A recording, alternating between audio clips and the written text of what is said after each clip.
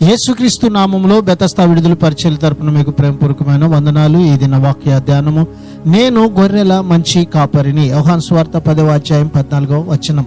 త్రిత్వములో తండ్రి కుమారుని విషయంలో ఉన్నంత వాస్తవంగానే క్రీస్తుకు గొర్రెలు, గొర్రెలకు క్రీస్తు తెలుసు. క్రీస్తు తన గురించి నేరుగా వారికి వెల్లడి చేసుకున్నందువల్ల తన ప్రజలకు ఆయన తెలుసు. ఆయనను గురించిన పూర్తి జ్ఞానం వారికి ఒక్క రోజులో వచ్చేయదు. ఆయనలో నమ్మకం ఉంచి లోబడుతూ ఉండగా క్రమేణా అది పెరుగుతూ ఉండే జ్ఞానం.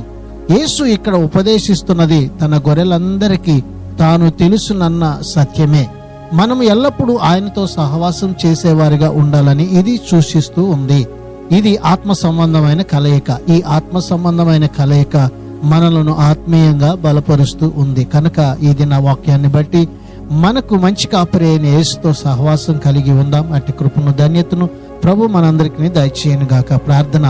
మంచి కాపరివైన యేసయ్య, మరొక నూతన దినాన్ని మాకు ఇచ్చినందుకు నీకు వందనాలు, స్తోత్రాలు చెల్లిస్తూ నీతో సహవాసము చేసి ఆత్మీయంగా మేము అభివృద్ధి చెందే ధన్యతను మాకు దయచేయమని యేసు పరిశుద్ధ నామములో ప్రార్థించి అడిగి వేడుకుంటున్నాము తండ్రి. ఆమెన్.